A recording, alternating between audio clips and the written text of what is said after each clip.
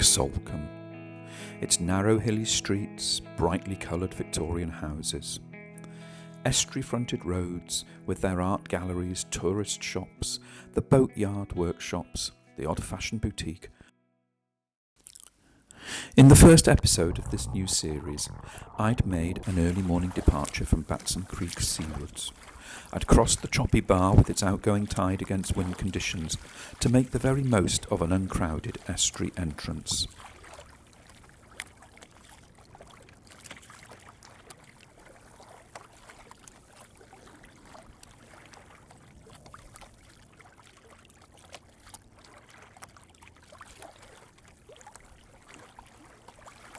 And, after a few blissful hours sailing the Beam Reach back and forth between Bolt Head and Prawle Point, I turned Arwen northwards and headed back to within the confined shelters of the Kingsbridge Estuary.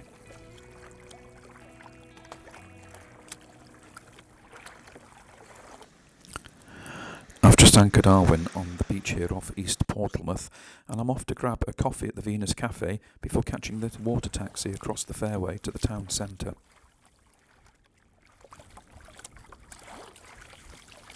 It's the busiest week of the year here in Salcombe, and I know the town centre is going to be absolutely heaving when I get over there in a minute.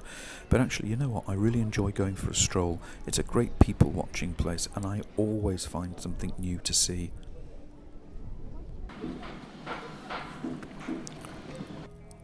This is Island Street, and it's got a couple of chandlers along here and these beautiful boat workshops, and I can't begin to describe to you the smell of freshly painted wood that's coming from these workshops.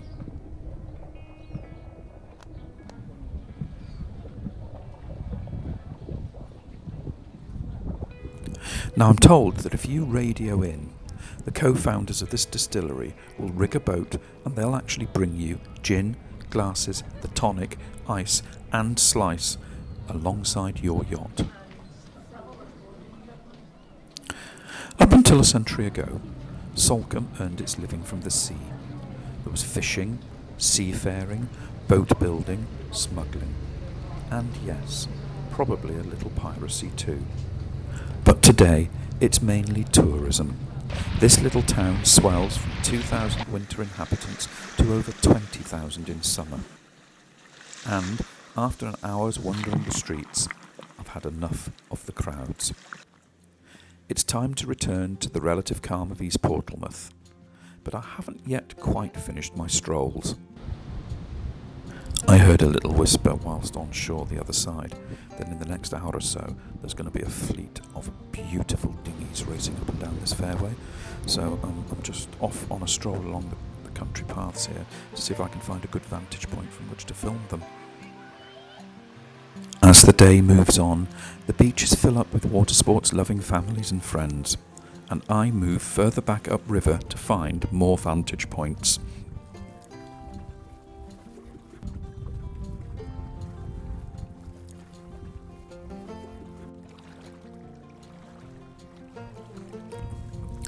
Yachts depart on the start of the incoming tide.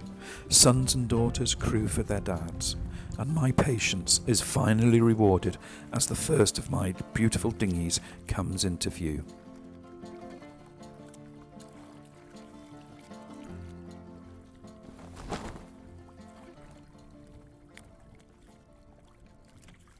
Salcombe yawls, 16 to 18 foot of finely crafted boat, with their lineage traced back 200 years ago to the straight-stemmed, yawl-rigged working boats, whose skippers long-lined and retrieved lobster pots out at sea.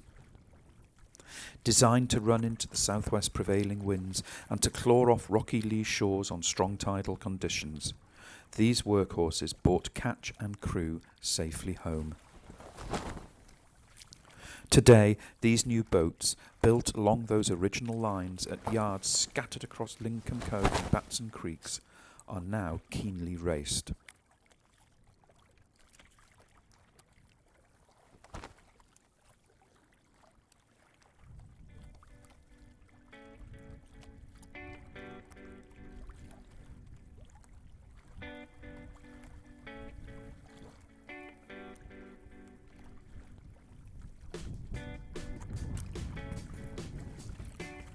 The lower estuary reaches provide ideal, challenging conditions for these boats' experienced crews. The gusty crosswinds spilling off these steep hills, the wicked tidal ebbs and flows that sweep boats sideways, sometimes at up to 3 knots.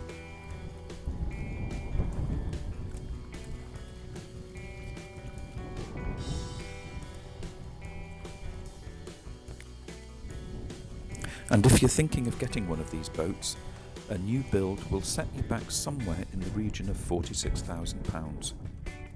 But don't worry, if that's a little too pricey for your budget, £25,000 gets you a well-maintained second-hander, if one ever becomes available.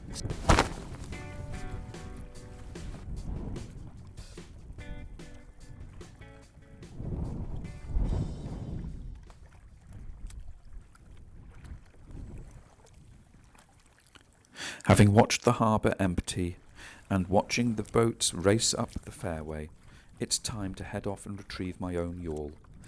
Head up towards the Saltstone and Frogmore Creek.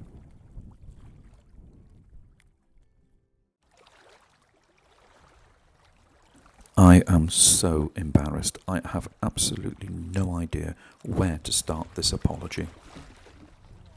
Yes, the more observant of you have noticed that we are tied up alongside what is an unusually empty pontoon. I would like to have included some film here of our sailing up to around Snape's Point, but this isn't an excuse, but for the first time ever I forgot to recheck the camera batteries after filming, and so I thought I was filming and I wasn't. Those of you who are familiar with Arwen's meanderings will know that there are 2 things I'm never without on the boat. One is a cup of tea, and the other, of course, is a Marmite and cheese sandwich. It is a heinous crime not to have cheese and Marmite sandwiches on board your open dinghy. But not, perhaps, as heinous a crime as forgetting to replace camera batteries when you're about to start sailing.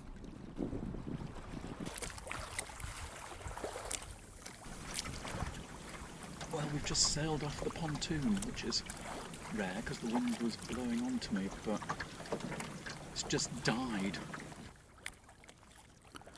Well, after our enforced pit stop, we're just heading back south towards Snape's Point.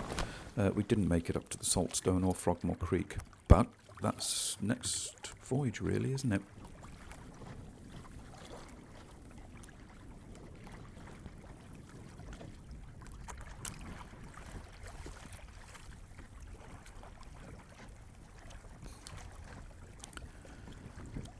The morning's busyness down here has died away actually, and the beaches are remarkably empty now. I think there are some events going on in town which would probably explain that.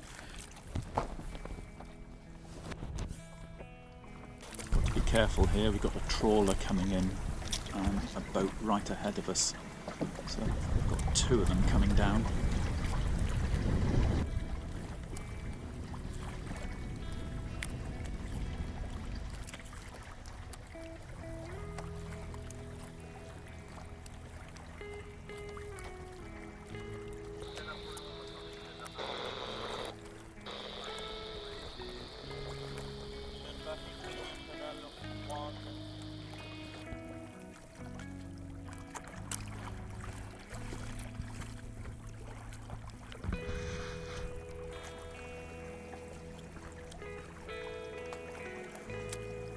Glorious, glorious beaches.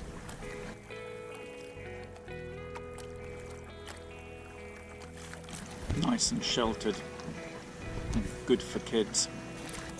There's a nice waterside pub over there, just above where the water taxi goes.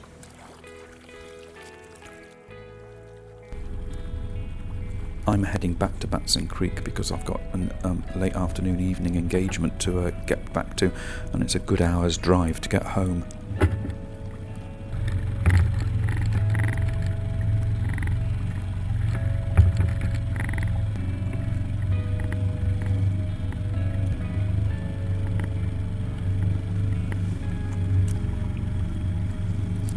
As autumn approaches, and with an impending long overseas visit to Asia, there will be a larger than normal time interval before episode 3 in this series.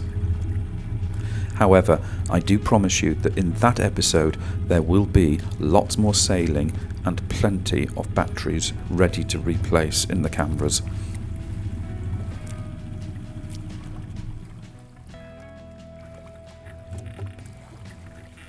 In the meantime, we look forward to hearing any comments or constructive advice in the boxes below. Thanks for joining us on this trip. See you on the next one.